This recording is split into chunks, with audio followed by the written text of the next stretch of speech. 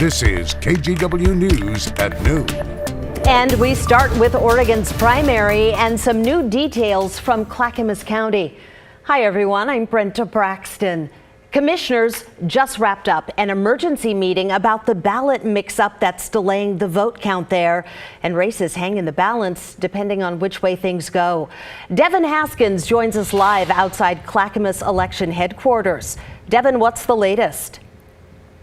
Yeah, in that meeting, now it's important to note Sherry Hall, who's the county clerk, is an elected official. She met with county commissioners here over a Zoom meeting to kind of give an update on what is happening. And right now, the county says they're going to supply 200 or basically redirect 200 county employees to help count those ballots here in Clackamas County that were held up because of the printing issue. So right now, latest numbers on the county's website are as of 7:15 last night. We don't know updated numbers. The clerk said those numbers most likely won't get updated until tonight around 6 to 8 p.m. The big holdup, a printing error with a barcode on at least 2/3 of the ballots.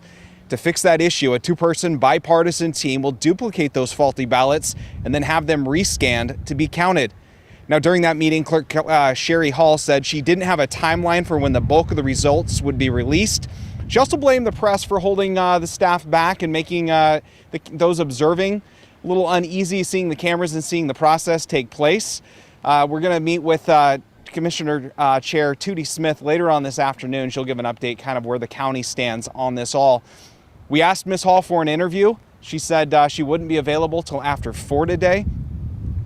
Secretary of State Shemia Fagan also weighing in, criticizing the county, saying that she's disappointed with the lack of urgency that the county is showing. For now, that's the latest here in Clackamas County. We'll send it back to you, Brenda. Yeah, everybody hanging on every word. Devin, thank you. There's also a tightly contested race for the U.S. House in District 5. Jamie Mccloud Skinner is leading incumbent Curt Schroeder by a 60 to 40% margin. But again, that could change depending on what happens as more votes come in from Clackamas County. Mccloud Skinner ran a campaign that vowed not to take PAC money, criticizing Schroeder for being in the pocket of big business and big pharma. She spoke last night from her watch party in Redmond.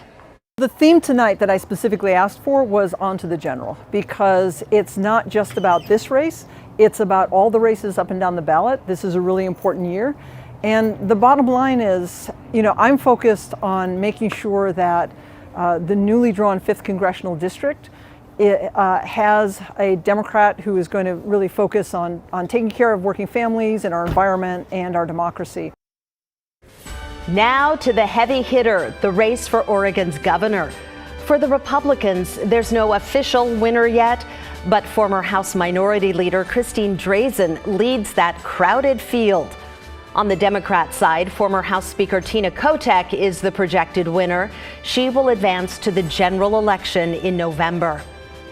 Another race that is very, very hot is for Portland City Council, and right now it looks like incumbent Commissioner Joanne Hardesty will face Renee Gonzalez in a runoff, but there are a lot of mail-in ballots yet to be counted, so stay tuned. This morning on our Sunrise Show, we asked political analyst Len Bergstein to weigh in on the race. So the drama is all about who her opponent is going to be. She's challenged by two people who are moderate and to the right of where she is, but clearly Joanne Hardesty made a very good case. We talked about this earlier in the campaign. She was at 18% in January, February. People wanted to vote for somebody else. She was able to break through the clutter and say, here's my accomplishments. Portland Street response, here's what I've done in police reform, here's what I've done on clean energy things. And voters said, yeah, we're going to reward that kind of leadership, even though we may be a little bit frustrated with City Hall. And for a look at the latest results and more analysis on Oregon's primary, visit our website, kgw.com. Okay, well, if you are heading out and about this noon hour, nice timing. Rod, your forecast has things drying out. It was certainly a steady rain morning for folks that were outside at 7, 8 o'clock. 8:30 or so this morning. But since that time, everything has broken up. And while we still clearly have rain on the radar, there's some showers that have moved through the Blues and crossed 84 out into Idaho.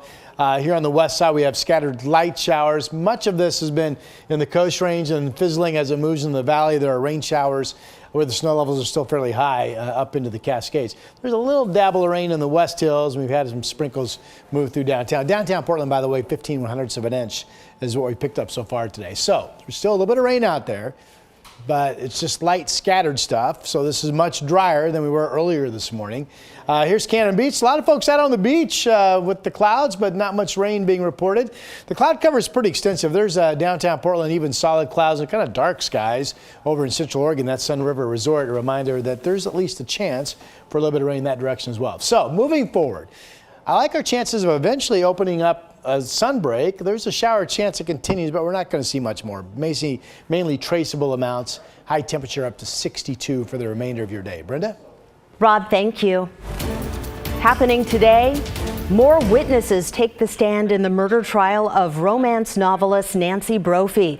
She's accused of shooting her husband Daniel back in June of 2018 at the Oregon Culinary Institute where he worked.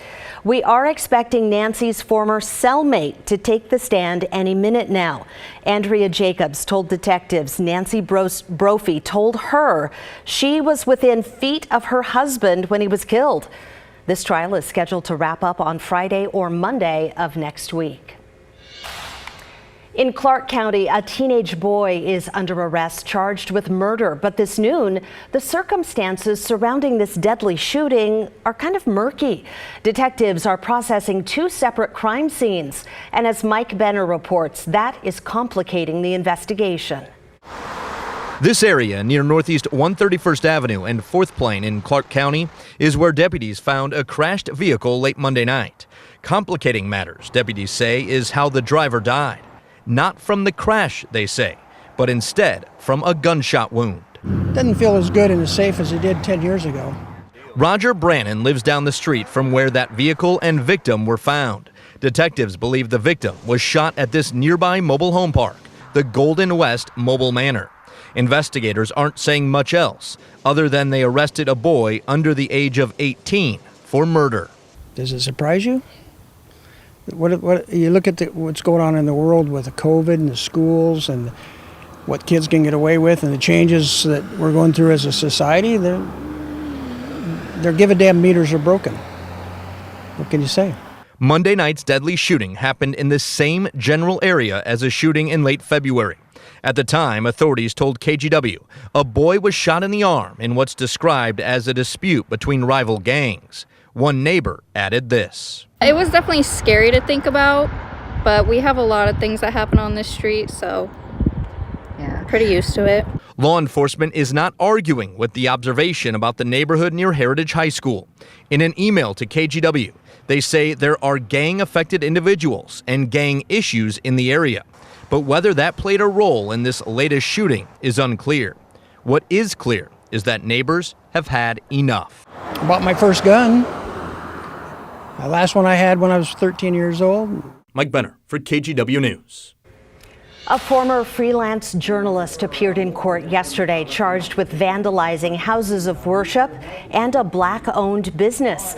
Michael Bivens faces charges including arson and criminal mischief. Over the course of 5 days from late April through early May, he's accused of vandalizing two synagogues, a Muslim community center, and a local restaurant, Everybody Eats PDX. Bivens has pleaded not guilty to those crimes.